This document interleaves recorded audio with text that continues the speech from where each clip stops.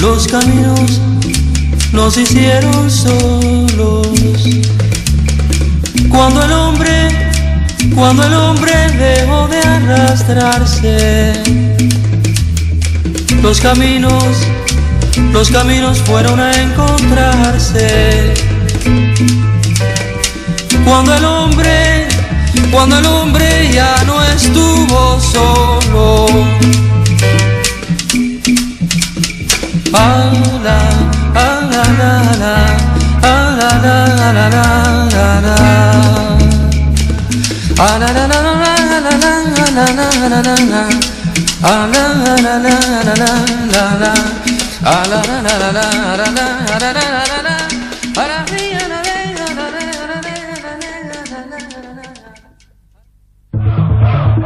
Mayo de 1968. El mundo se conmociona. La década del 60 vive su clímax. Cuba recibe clandestinamente copia del diario que el Che Guevara escribió en su campaña guerrillera en Bolivia. El gobierno cubano prepara una urgente y masiva publicación.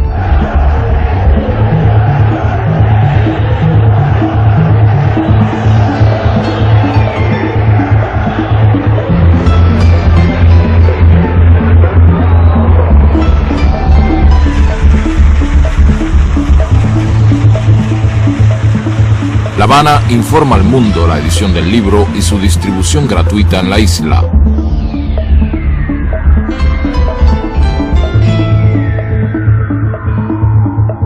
Editoras internacionales reciben copia del texto para su inmediata difusión.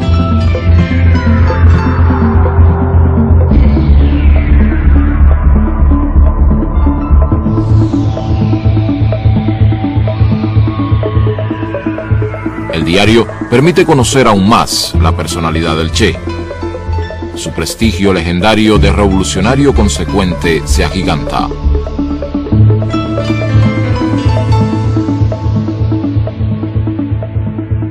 El 7 de octubre de 1967, último día de sus anotaciones, su columna guerrillera está reducida a solo 17 hombres y en una situación desesperada. Ese día, el Che escribe: Se cumplieron los 11 meses de nuestra iniciación guerrillera, sin complicaciones, bucólicamente. No había perdido su espíritu de lucha ni su aguda capacidad para la ironía. When the guerrilla outbreak came, we had already laid on a plan for a training program for what is now known as the 2nd Rangers. That would have happened possibly by the end of this year. Because of the specific threat which the guerrillas represented, we accelerated that program. We started the training about 5 months ago. We completed it about 2 months ago, which means a 3-month training program for the guerrillas, for the Rangers. Just how long have you been searching for Che Guevara, and in which countries have you been searching for him, as it were? Well, we have different people in different countries, you know, working all over, especially in Latin America and Southeast Asia and down through that way.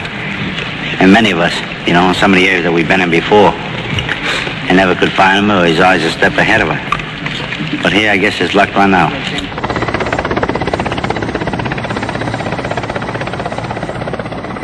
Al mediodía del 8 de octubre, en un lugar conocido como Quebrada del Yuro, en el oriente boliviano, libra su último combate. Inutilizado su fusil por un disparo y herido en una pierna, cae prisionero.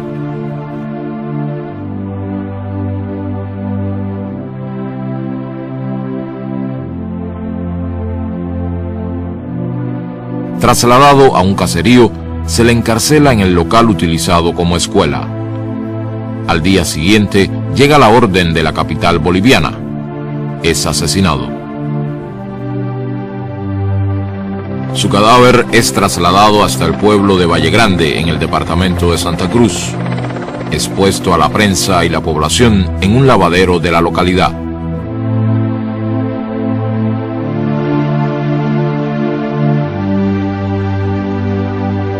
Ernesto Guevara de la Serna, conocido como el Che, entra en la historia para siempre. Su imagen recorre el mundo desde ese momento y hasta hoy. Tenía al morir 39 años. Argentina, 1927. Ernesto Guevara Lynch, procedente de clase media, se casa con Celia de la Serna, de familia acomodada y carácter rebelde. De esa unión nace Ernestito en la ciudad de Rosario. Bueno, nació perfectamente bien y resulta que a los 15 días Ernesto tuvo una pulmonía muy seria, que quizá esto fuera el verdadero origen de su asma. Y ahí estuvimos más de 7 u 8 días mirando el bebé. Yo recuerdo, y nunca me voy a olvidar, yo estaba realmente muy apenado y mi diagnóstico era malo. Pero de pronto no comía, no tomaba leche, pero de pronto vi que se prendió de la teta la madre, hizo un gesto de alegría y le dije, vieja, le dije a Celia, el chico se salvó. A los 2 años se le presenta el primer ataque de asma. Empieza así lo que en palabras del padre fue para la familia una maldición y un vía crucis. Los padres organizan la vida familiar para espaciar o atenuar los efectos de la severa enfermedad del hijo. Lo cuidan, pero no lo sobreprotegen. Ernestito aprende a convivir con el asma. No se deja vencer por las limitaciones que le impone y batalla contra ella con todas sus fuerzas, con toda su voluntad.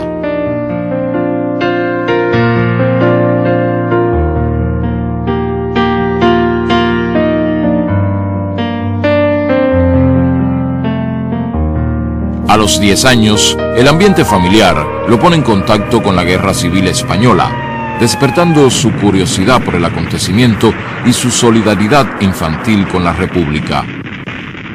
Yo en ese momento estaba en comunicación con los republicanos españoles. Allí en Altagracia fundé algunos comités de ayuda, y ahí es que Ernesto empieza a conocer el fondo de la guerrilla y de la guerra, ¿no? En el cuarto de Ernestito tenía todos los mapas españoles con banderillas de la guerra española.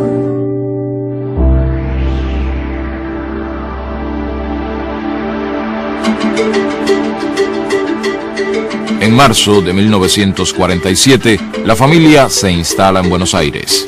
Ernestito ya es Ernesto. Va a cumplir 19 años y matricula en la universidad en la carrera de medicina.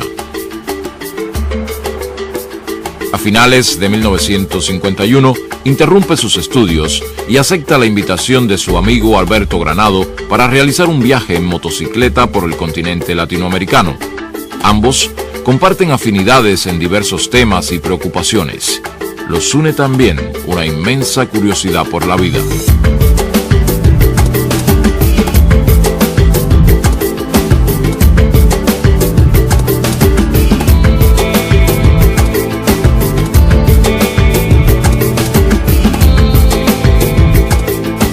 Ernesto se suma al viaje en un momento en que busca una motivación esencial para su vida. No ha encontrado todavía su destino. Él iba en la motocicleta o a pie, en lo que fuera, nunca dejó de llevar su cuadernillo donde notaba todo lo que hacía. A la luz de una vela con que alumbrábamos el mate, las facciones contraídas del obrero ponían una nota misteriosa y trágica. En un idioma sencillo y expresivo, contaba de sus 3 meses de cárcel, de su mujer hambrienta, de los compañeros comunistas que la policía había fondeado en alta mar, lo habían desaparecido misteriosamente. El matrimonio, aterido en la noche del desierto, acurrucado uno contra el otro, era la representación del proletariado de cualquier lado del mundo. nos apiadamos de ellos, ya que no tenían ni una mísera manta con que taparse, y les prestamos las nuestras. Fue esa una de las noches en que he pasado más frío, pero también en la que me sentí un poco más hermanado con los hombres.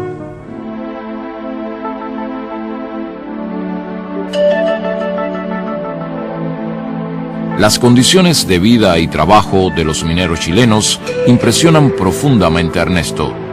En sus notas de viaje escribe: veremos si algún día algún minero tome un pico con placer y vaya a envenenar sus pulmones con consciente alegría. Dicen que allá, de donde viene la llamarada roja que deslumbra hoy al mundo, es así. Eso dicen. Yo no sé.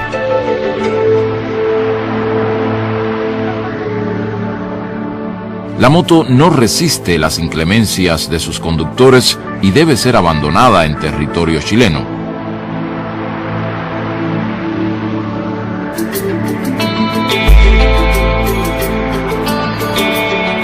El recorrido por Perú, en particular por el leprosorio de San Pablo, a orillas del Amazonas, es una etapa crucial del viaje.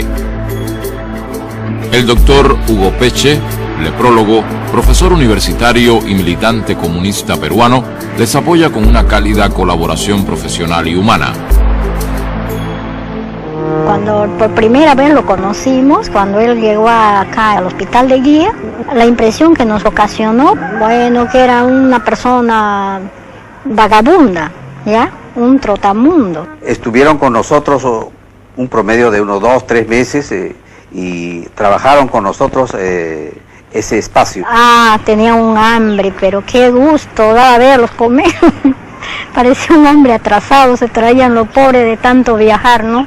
Que viajaban en el carro de las vacas, junto con las vacas, contaba él. Vestía pues ahora tipo hippie, ¿no? Que ese tiempo no se conocía el hippismo, porque todo cochinito, ¿no? Mal vestido que habían venido.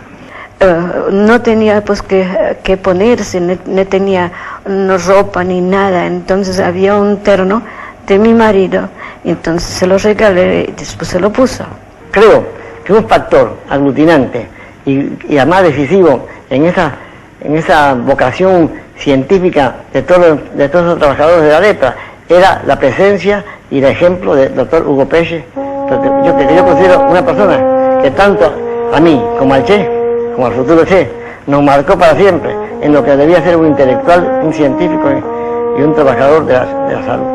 Cuando ellos ya salían de San Pablo hacia Leticia, el doctor Besani ordenó que se le hiciera una pequeña balsa de palos flotantes y yo agarré una plancha de Eternit y una brocha con pintura, le puse mambo a un lado y al otro lado tango. Entonces eso flotaba y de acuerdo al viento, ¿no? Salía un momento tango, mambo. La despedida que estos enfermos nos hicieron al Che y a mí en San Pablo pasó de todo lo imaginable. Para mí es uno de los recuerdos más hermosos que tengo en mi vida, y tengo muchos recuerdos hermosos. En ese tránsito, el viaje nuestro, y sobre todo esa estancia en Perú, donde encontró tantas diferencias sociales, creo que eso le ayudó a él también a tener una visión más certera de cuál era su futuro. 8 años después, Ernesto le hará llegar su recuerdo al doctor Peche.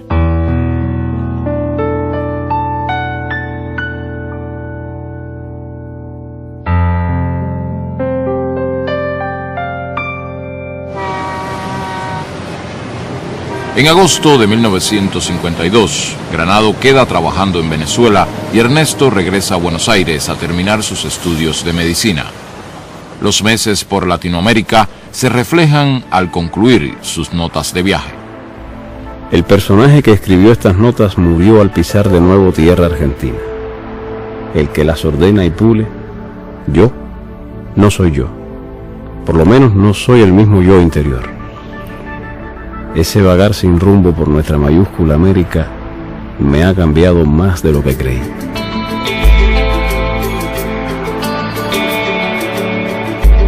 En marzo de 1953 se gradúa de médico con una tesis sobre alergia. La familia está feliz. Es llamado al servicio militar obligatorio, pero lo declaran no apto. Entonces comunica a sus padres una decisión irreversible. Se va a Venezuela a reunirse con Granado. En julio parte para su segundo viaje. Se detendrá en diversos países posponiendo su llegada a Venezuela. No llega a Caracas porque las noticias de la situación política que existe en Guatemala le hacen girar su destino hacia allá. Guatemala vive sin saberlo los últimos meses de vida del gobierno democrático de Jacobo Arbenz y de su proyecto de reformas, imprescindibles para el país, pero inadmisibles para la oligarquía local, la United Fruit Company y el Departamento de Estado norteamericano. Le llegan preocupaciones y sugerencias familiares para que acabe de organizar su vida como médico. Ernesto responde: En Guatemala podría hacerme muy rico, pero con el rastrero procedimiento de revalidar el título, poner una clínica y dedicarme a la alergia. Aquí está lleno de colegas del fuelle. Hacer eso sería la más horrible traición a los dos yos que se me pelean dentro: el socialudo y el viajero. Ernesto conoce a Hilda Gadea, exiliada peruana. Establecen una amistad que devendrá relación íntima. En carta a sus padres, ante el avance de la crisis guatemalteca, les escribe: Los últimos acontecimientos pertenecen a la historia, cualidad que creo que por primera vez se da en mis notas. Hace días, aviones procedentes de Honduras cruzaron la frontera con Guatemala y pasaron sobre la ciudad en plena luz del día, ametrallando gente y objetivos militares. Yo me inscribí en las brigadas de sanidad para colaborar con la parte médica y en brigadas juveniles que patrullan las calles de noche. Hace amistad con Ñico López, exiliado cubano estrechamente vinculado a Fidel Castro.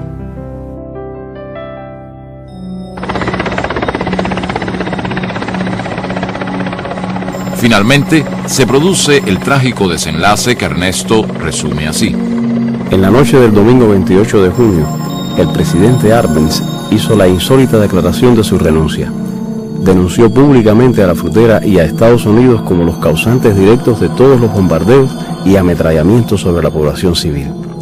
El presidente dijo que hacía esto llevado por su deseo de impedir que los norteamericanos llegaran a estas tierras como amos. Me dormí con un sentimiento de frustración frente a los hechos. El nuevo gobierno, encabezado por el coronel Castillo de Armas, desata una represión feroz. Ernesto se asila en la embajada argentina, pero rechaza regresar a su país en el avión que envía el gobierno del general Perón para repatriar a los exiliados. Partirá hacia México. En carta que envía a su madre, a poco de llegar a la capital mexicana, deja ver su estado de ánimo de aquellos días. En cuanto a la amargura que ves en mis últimas cartas, es probable que sea cierto. Pero yo no lo noto sino en cierto escepticismo frente a cosas en las que antes veía algo bueno. Mi más completa decepción es frente a algunas situaciones ni fu ni fa de las cuales creía que se podía sacar algo. Ahora me convencí terminantemente de que los términos medios no pueden significar otra cosa que la antesala de la traición. Mi confianza en el triunfo final de lo que creo es completa, pero ni siquiera sé si seré un actor o un espectador interesado en la acción.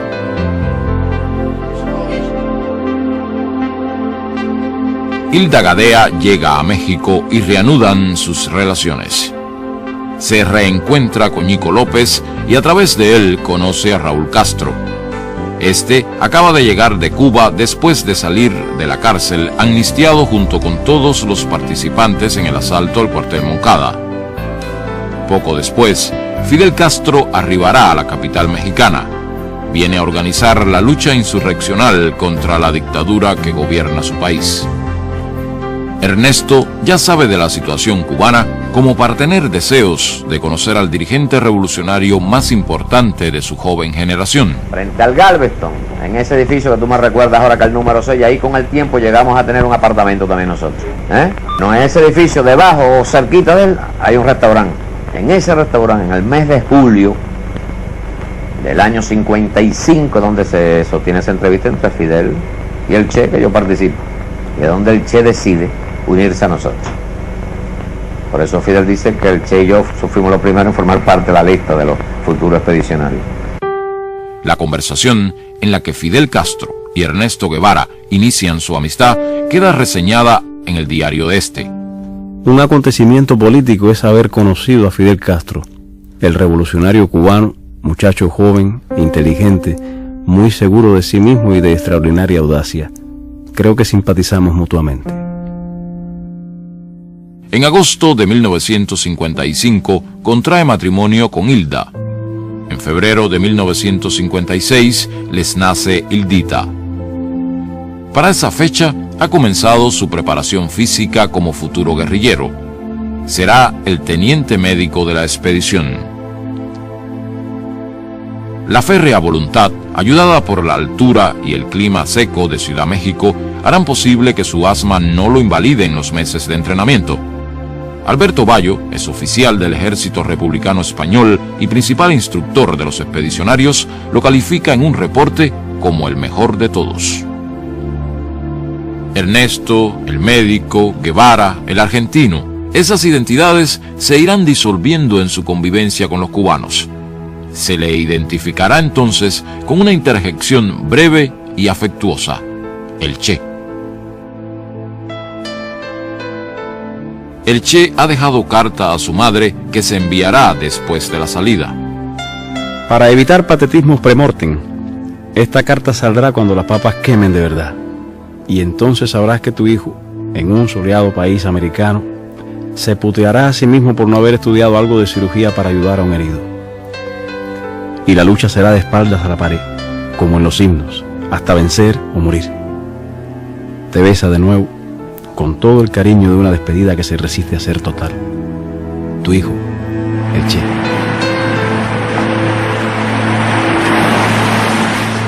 El 25 de noviembre de 1956, el yate Granma parte hacia Cuba con 82 hombres que comanda Fidel Castro. Al amanecer del 2 de diciembre, los expedicionarios pasan del Granma al Pantano y el Mangle de la costa sur del oriente cubano. El Che desembarca sufriendo un ataque de asma. La presencia del yate es informada a los mandos militares de la región. La movilización de tropas hacia el lugar es rápida y eficiente.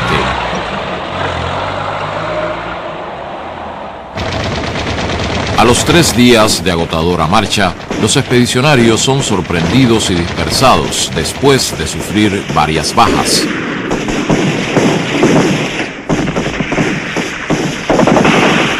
El desorden de la retirada es de tal magnitud que todo parece que va a terminar en el comienzo. El ejército los persigue durante días. Muchos de los que se entregan o capturan son asesinados.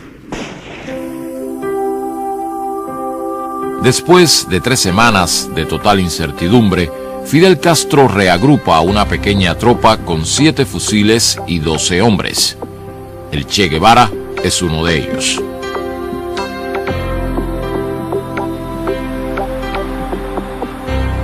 El primer semestre de 1957 es de formación y desarrollo de una columna guerrillera en la Sierra Maestra. La tropa se refuerza con la incorporación de campesinos y combatientes urbanos.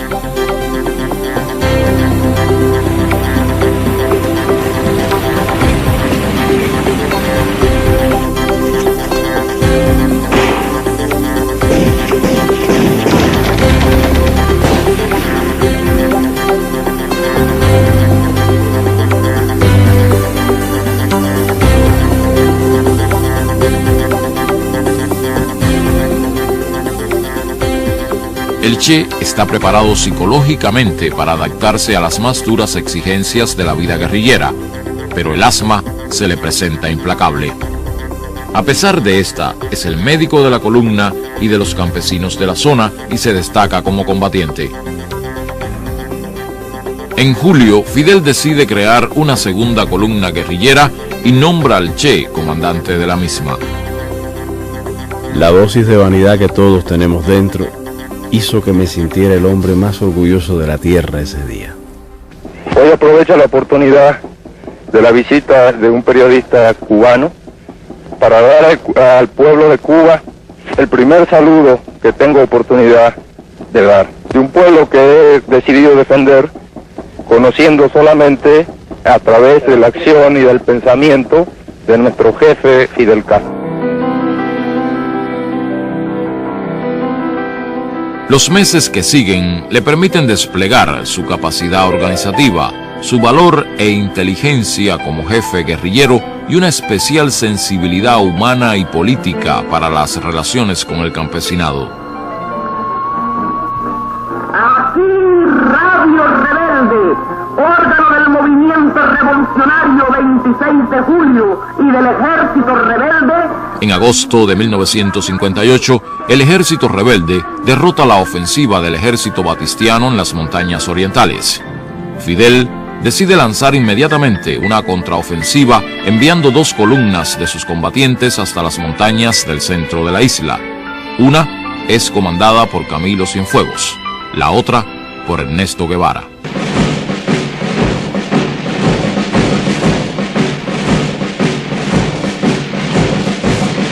Avanzan por territorio llano, se internan en zonas bajas para evitar emboscadas o ser localizados por la aviación. Padecen hambre, sed, llagas y agotamiento hasta el límite de lo soportable. La columna recorre más de 600 kilómetros en 46 días. Antonio Maceo, columna 2, Antonio Maceo, desde el frente norte de las villas. Efectivamente, Camilo, aquí te copiamos 100%. A mediados de octubre ya están en el centro de la isla. Inmediatamente coordinan y unifican acciones con las organizaciones revolucionarias que actúan en la región. La autoridad política y militar del Che y Camilo es indiscutible. El prestigio nacional se torna leyenda.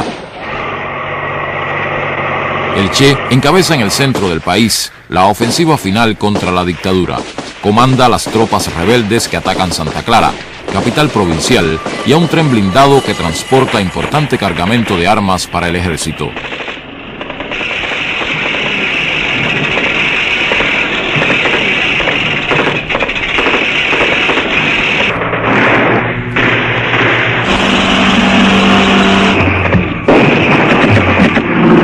La aviación de la tiranía bombardea la ciudad en un último intento por frenar la victoria rebelde. La guarnición del tren se rinde. Tras 4 días de combate, Santa Clara es tomada. En La Habana, estos acontecimientos precipitan la fuga de Batista y el desmoronamiento total del régimen. El Che es aclamado como héroe por la población de la ciudad, pero no se asentará en ella. Fidel, desde las afueras de Santiago de Cuba, les ordena a él y a Camilo Cienfuegos avanzar hacia la capital. La revolución ha triunfado. La Habana recibe a sus dirigentes.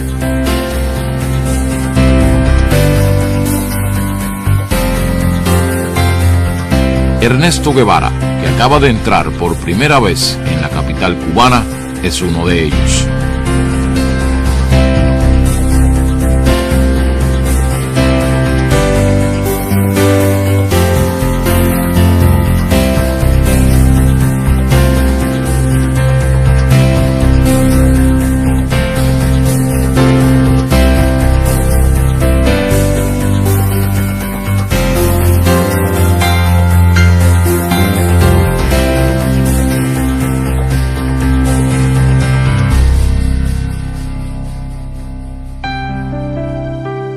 Los padres del Che llegan a La Habana a pocos días de la victoria. La alegría del reencuentro es acompañada de un inmenso orgullo. Su hijo es ahora un héroe del pueblo cubano.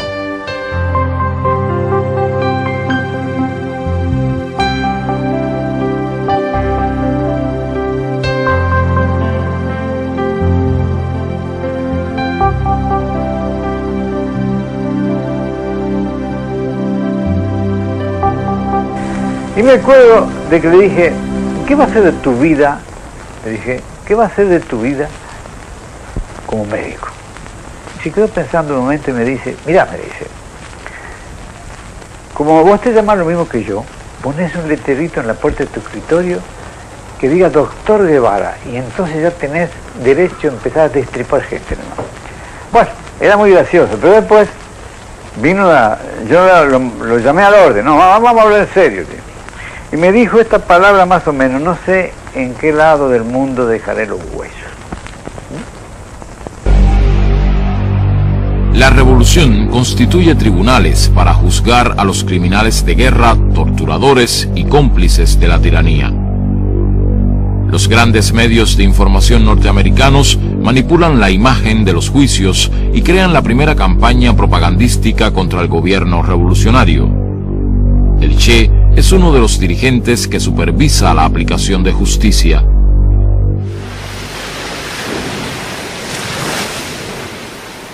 A Cuba llegan su hija Hildita e Hilda. El matrimonio se da por terminado.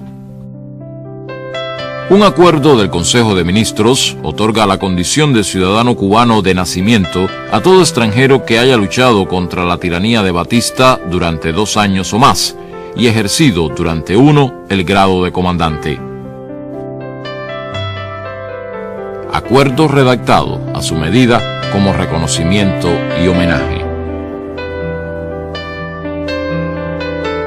El Che se casa con Aleida March, combatiente que ha conocido en su campaña en la región central de Cuba.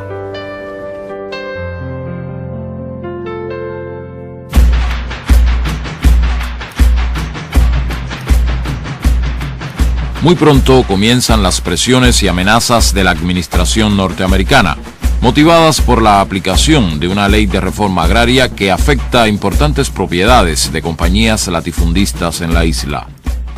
Ejerció distintos cargos, cada vez que hacía falta un hombre serio para un cargo importante, el Che se prestaba para ese trabajo. Se le nombró director del Banco Nacional, en un momento que aquellos técnicos especialistas en banco, pero inconsistentes políticamente, abandonaron el país y se fueron, se le designó presidente del Banco Nacional. Después hicieron bromas y anécdotas, que si se había preguntado por un economista, y el Che se ofreció, y si tú eres economista, y yo no, yo soy comunista.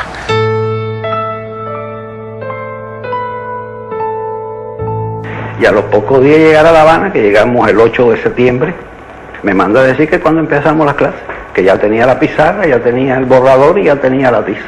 Y empezamos allí las clases. Y ahí duraron. Cuando él pasó al banco era más fácil, pues yo estaba en el banco con él también, así que era más fácil darle clase. Y después cuando él salió para industria seguimos las clases. Hasta un momento en que yo le dije: mira, ya yo te he dado todo lo que yo sé. Ya yo no sé más nada, no tengo más nada que dar. Fueron 5 años, ¿eh? 5 años sin fallar nunca. Él dejó de dar clases los días que no estaba en Cuba.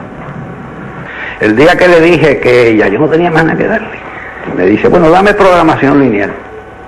Digo: no, yo nunca he dado clase de eso. He leído algo sobre eso. Dice: ¿por qué no la estudiamos juntos? Digo: bueno, vamos a estudiarla juntos.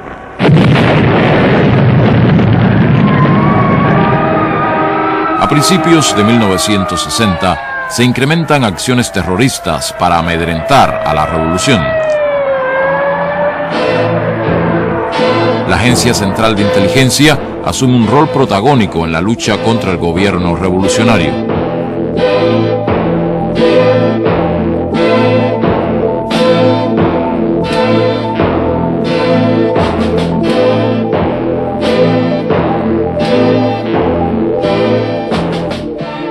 Yo voy paneando mi cámara lentamente y en ese momento, cuando vengo con el paneo, aparece la imagen de Che. O sea, Che estaba situado pero en un segundo plano. La cara de él me impresionó tanto cuando yo la vi en el visor, que te digo que lo que a mí nunca se me olvida es que instintivamente hice como una cosa así hacia atrás, ¿no? Me asustó, se te puede decir, un poco, y al mismo tiempo asustarme, apreté el obturador.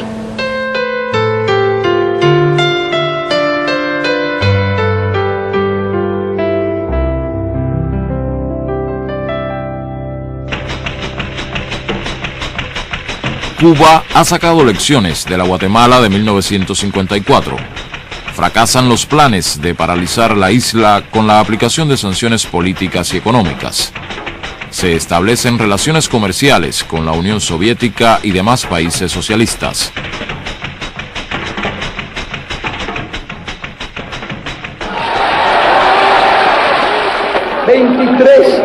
Guantánamo Sugar Company. 24 United Fruit Company.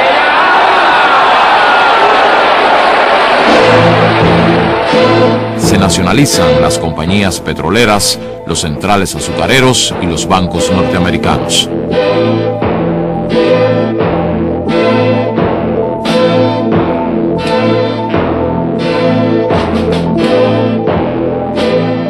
El gobierno norteamericano decide financiar y organizar con contrarrevolucionarios cubanos una invasión armada que ponga fin a la revolución.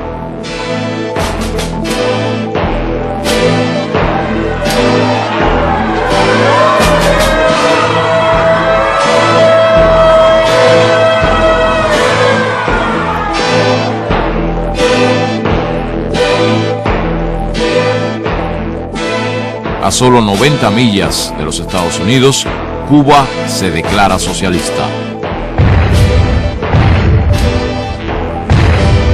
En abril de 1961 se produce la invasión. A las 72 horas es derrotada.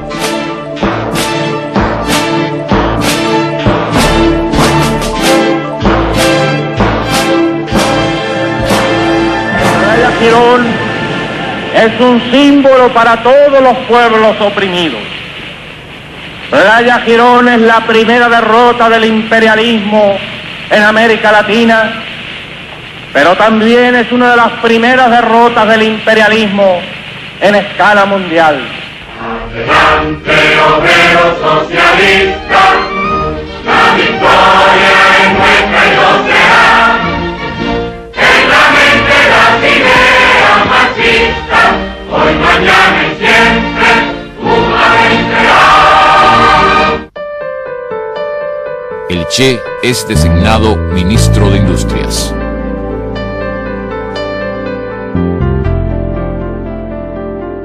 La nueva responsabilidad le exige conocer con urgencia qué existe y qué falta. El gran reto es lograr una estrategia que impida el paro de plantas y fábricas de tecnología norteamericana como resultado del bloqueo.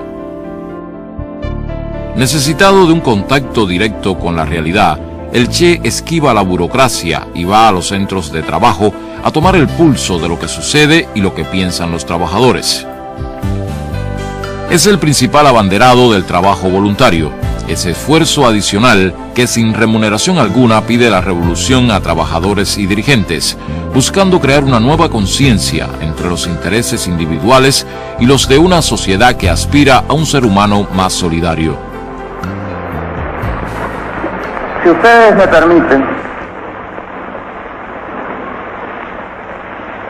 les voy a empujar un pequeño versículo.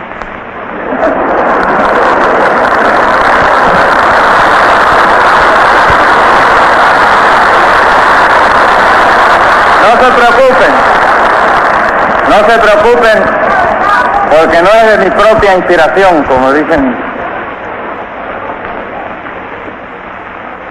Es un poema, nada más que unos párrafos de un poema de un hombre desesperado.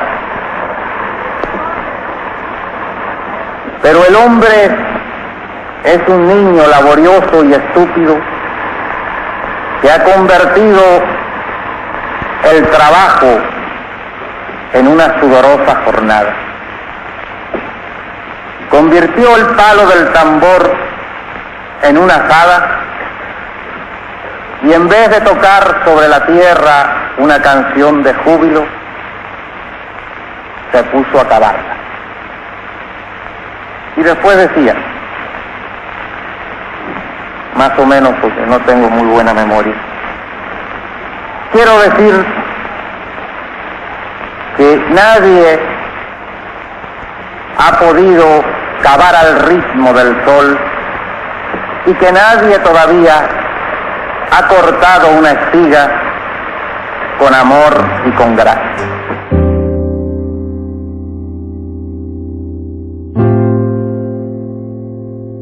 Si de joven escribía a su madre diciéndole que dentro de él se peleaban dos yos, el socialudo y el viajero, ahora pugnan el padre de familia y constructor de la experiencia cubana con el de combatiente por la liberación nacional y contra las injusticias sociales.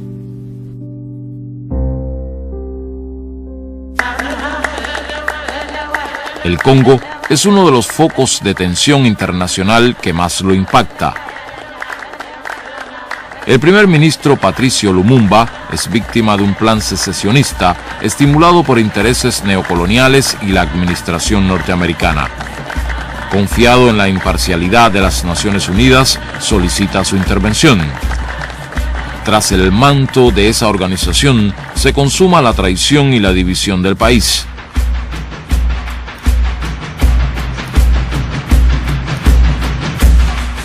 Lumumba es detenido y finalmente asesinado para impedir la verdadera independencia de su país.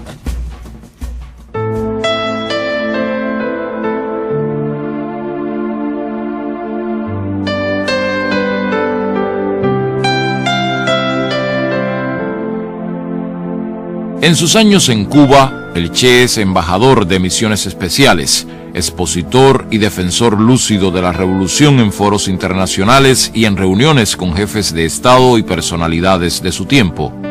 Estas responsabilidades amplían su perspectiva del mundo en que se desenvuelve. El Che reflexiona sobre los antecedentes y la experiencia práctica de los países socialistas. Recorre un arduo camino de aprendizaje. Tiene inquietudes, se hace preguntas. Nous avons copié mécaniquement les expériences des pays frères et ce fait a constitué une erreur, pas de plus grave, mais une erreur qui a freiné le développement et a contribué dangereusement à l'un des phénomènes qui doit être combattu avec le plus de vigueur au cours de la révolution socialiste, le bureaucratisme. Abierto a la realidad, ajeno a aceptar verdades cerradas y eternas, comienza a escribir un libro sobre economía política socialista. En su introducción expresa: creemos importante la tarea, porque la investigación marxista en el campo de la economía está marchando por peligrosos derroteros. Al dogmatismo intransigente de la época de Stalin ha sucedido un pragmatismo inconsistente. Y, lo que es trágico, esto no se refiere solo a un campo determinado de la ciencia, sucede en todos los aspectos de la vida de los pueblos socialistas, creando perturbaciones ya enormemente dañinas, pero cuyos resultados finales son incalculables. Y nuestra posición es una. Somos partidarios de que se le dé a Vietnam toda la ayuda que sea necesaria. Somos partidarios de que esa ayuda sea en armas y en hombres. Somos partidarios de que el campo socialista corra los riesgos que sean necesarios por Vietnam. Patria o muerte, el derecho.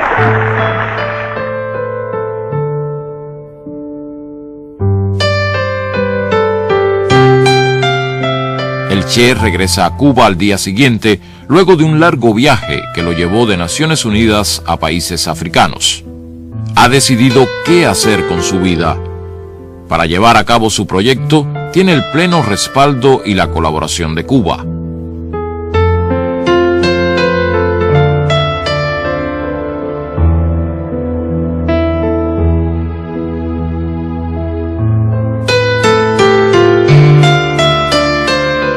Escribe una carta de despedida a Fidel que será dada a conocer cuando las circunstancias obliguen.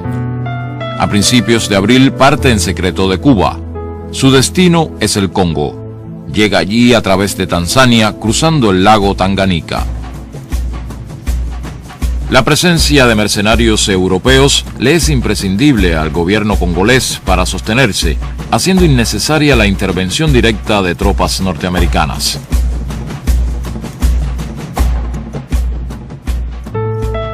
Un poco más de 100 combatientes cubanos se unen al Che, asesoran y entrenan a los rebeldes congoleses y participan con ellos en los combates contra los mercenarios y el ejército gubernamental.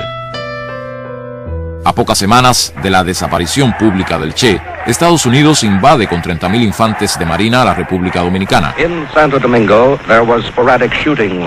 La brutal intervención militar de Estados Unidos en República Dominicana, a medida que es conocida en detalle, acrecienta la indignación en el mundo.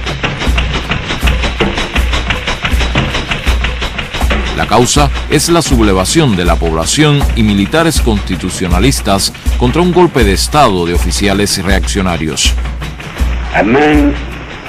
El expresidente Juan Bosch, virtualmente prisionero en Puerto Rico, denuncia las artimañas imperialistas. No importa que las fuerzas militares que invaden a la República Dominicana sean de la OEA o de Estados Unidos. Ellas son fuerzas militares invasoras.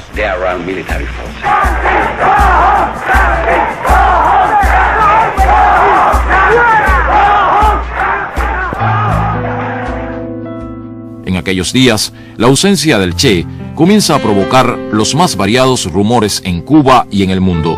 Uno de ellos lo sitúa luchando junto al pueblo y militares constitucionalistas en República Dominicana. Eso dio lugar a que se corrieran muchos rumores en aquella época, incluso se levantaran verdaderas calumnias. Hubo quienes hablaron del Che desaparecido, el Che muerto, discrepancias y toda aquella historia. Y nosotros soportamos aquel chaparrón de rumor y de intriga simplemente para no arriesgar la misión que él quería cumplir y el personal con que él quería ir allá. En los días de su campaña en el Congo, recibe la noticia de la muerte de su madre. Profundamente conmovido, la evoca. Solo sé que tengo una necesidad física de que aparezca mi madre.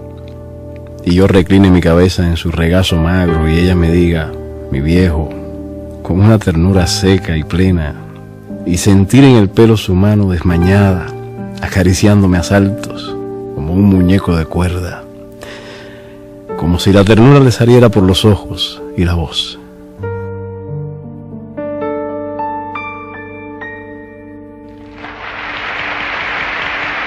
Seis meses después de su partida de Cuba, es inaplazable hacer conocer su carta de despedida.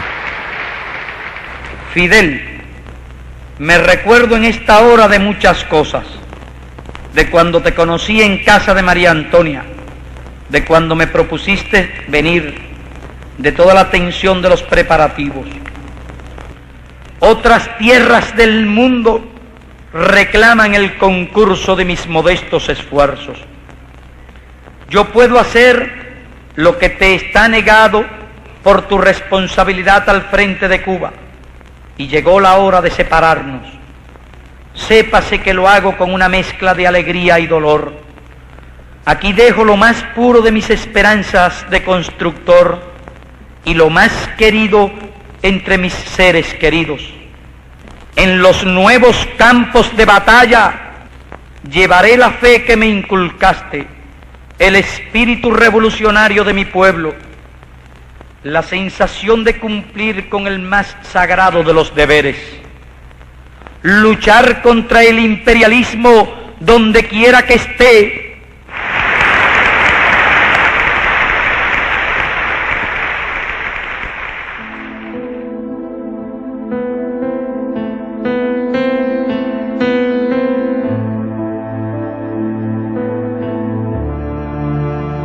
En noviembre de 1965, 7 meses después de su llegada, el Che y sus compañeros se retiran del Congo. No hay condiciones para proseguir la colaboración. La experiencia ha sido muy dura. Ha confrontado una realidad compleja y difícil en extremo. Se retira muy abatido.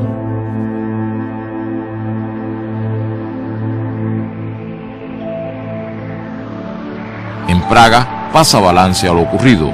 Lo valora severamente, calificándolo como un fracaso. No sabe que la amarga soledad que ha sentido al retirarse del Congo tendrá años después la respuesta de cientos de miles de cubanos que en África y otras partes del mundo se inspirarán en su ejemplo de solidaridad sin fronteras.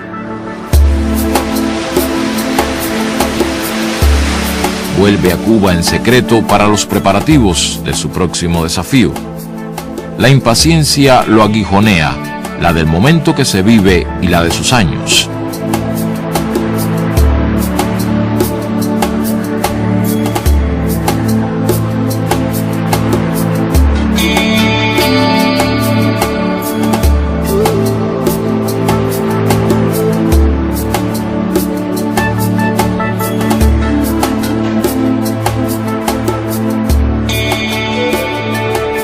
envía a la Organización de Solidaridad de los Pueblos de Asia, África y América Latina un documento donde analiza la situación internacional.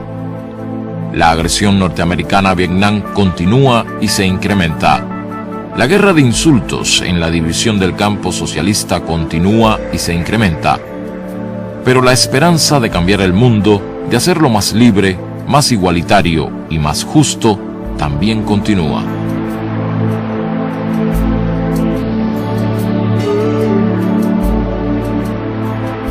Su imagen cruza las generaciones. No han podido fatigarla pese a todo lo ocurrido en el mundo, porque él fue mucho más inmenso en su ejemplo que su proyecto frustrado, en el que dejó una lección de coherencia en la vida y ante la muerte.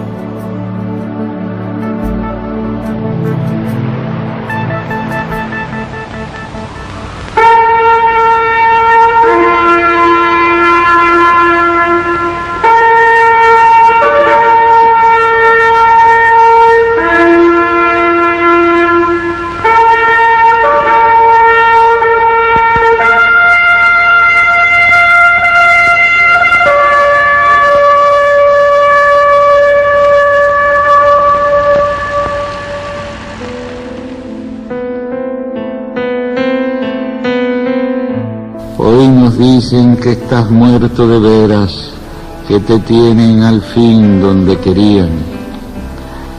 Se equivocan más que nosotros, figurándose que eres un torso de absoluto mármol quieto en la historia, donde todos puedan hallarte. Cuando tú no fuiste nunca sino el fuego, sino la luz, el aire, sino la libertad americana soplando donde quiera, donde nunca jamás se lo imaginan, Che Guevara.